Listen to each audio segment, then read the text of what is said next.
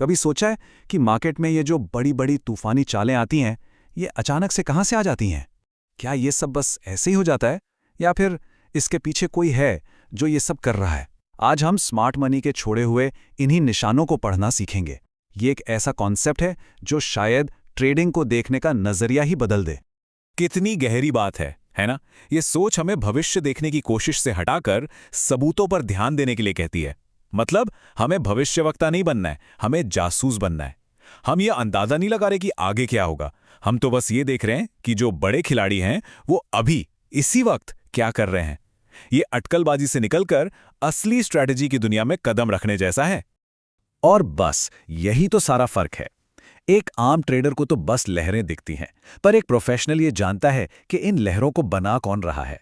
ये जो बड़े बड़े इंस्टीट्यूशंस हैं, हेज फंड्स हैं, बैंक्स हैं, ये हमेशा अपने पीछे डिजिटल फुटप्रिंट्स मतलब निशान छोड़ जाते हैं। और मजे की बात यह है कि अगर किसी को पता हो कि देखना कहाँ है, तो वो इन निशानों का पीछा कर सकता है। तो सवाल ये उठता है कि इन डिजिटल फुटप्रिंट्स को चार्ट पर पहचाना कैसे जाए। यहीं पर एंट्री होती है फ्रेश जोन्स के कॉन्सेप्ट की। चलिए इसी पहेली को सुलझाते हैं और समझते हैं कि एक फ्रेश जोन आखिर होता क्या है और बनता कैसे है। यहां पर सबसे जरूरी शब्द है फ्रेश, यानी एकदम ताज़ा, अछूता। सोचिए ये चार्ट पर एक ऐसी जगह है जहां से एक जोरदार मूव शुरू हुआ और उसके बाद से कीमत पलटकर उस स्टार्टिंग पॉइंट पर कभी आई ही नहीं। इसे एक लॉन्च पैड की तरह समझिए। रॉकेट तो उड़ चुका है, लेकिन लॉन्च पैड अभी भी वहीं है और उसमें बची खुची एनर्जी मौजूद है। और इसे चार्ट पर पहचानना यकीन मानिए बहुत आसान है।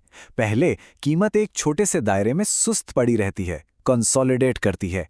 इस दौरान बड़े इंस्टीट्यूशंस चुपचाप अपने ऑर्डर्स जमा कर रहे होते हैं। प्रेशर बढ़ता जाता है और फिर बूम, एक विस्फोटक मूव आता है जो कीमत को उस दायरे से बहुत दूर फेंक देता है।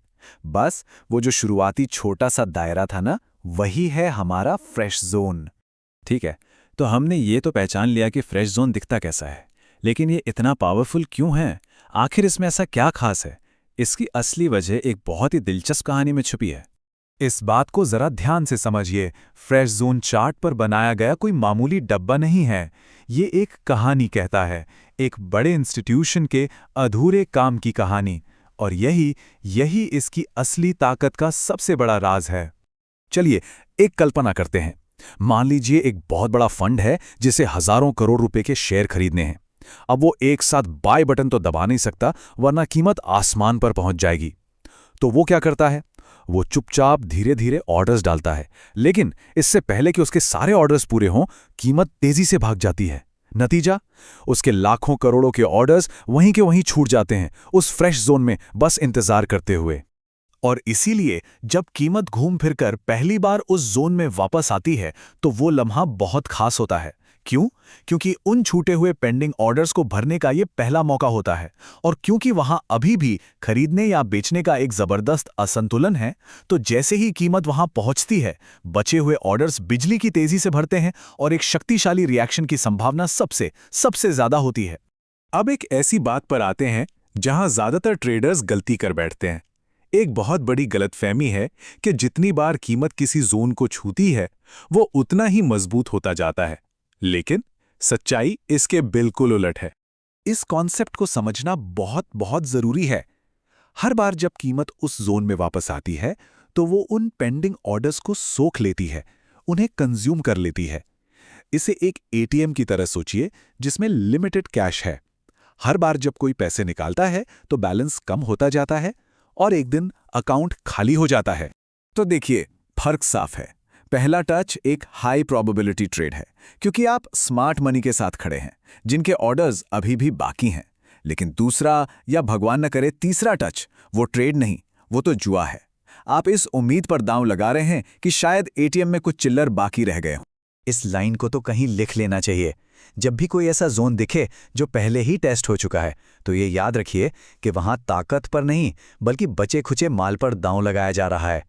यह स्मार्ट मनी के साथ ट्रेड करना नहीं है, ये उनके पीछे छोड़े हुए टुकड़ों पर ट्रेड करने की कोशिश है। और तीसरे टच तक तो भूल ही जाइए। ये मानकर चलिए कि जोन में जितने भी जरूरी ऑर्डर्स थे, वो सब खत्म हो चुके हैं। वो जोन अब चार्ट पर बस एक लकीर बनकर रह गया है, एक ऐतिहासिक निशान। स्मार्ट मनी के लिए वो अब इररिलेवेंट है। वो तो अपना काम करके कब के आगे बढ़ चुके हैं। तो इतनी सारी थ्योरी के बाद अब बात करते हैं एक्शन की। इस सारी जानकारी को एक सीधी साधी प्रैक्टिकल स्ट्रैटेजी में कैसे बदला जाए, चलिए देखते हैं। ये रही एक सिंपल लेकिन बेहद पावरफुल चेकलिस्ट। नंबर 1, हमेशा सिर्फ और सिर्फ फ्रेश अछूते जोन्स की तलाश करें। नंबर 2, ये पक्का करें कि जोन से जो शुरुआती मूव था वो बहुत विस्फोटक था। ये स्मार्ट मनी की मौजूदगी का पक्का सबूत है। नंबर 3, जब कीमत जोन में वापस आए तो वो कछुए की चाल से धीरे धीरे आनी चाहिए, खरगोश की तरह नहीं। और आखिर में सबसे जरूरी, सिर्फ इसलिए ट्रेड ना करें कि कीमत एक लाइन पर आ गई है। लॉजिक के साथ ट्रेड करें, पूरी कहानी को समझकर।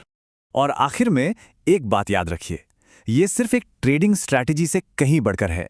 ये असल में मार्केट को देखने के नजरिए में एक बहुत बड़ा बदलाव है, एक माइंडसेट शिफ्ट। पूरे डिस्कशन का सार इस एक लाइन में है। ये अनुमान लगाना बंद कीजिए कि कल कीमत कहाँ जाएगी। इसकी जगह इस बात पर फोकस कीजिए कि बड़े खिलाड़ी आज अपना पैसा कहाँ लगा रहे हैं।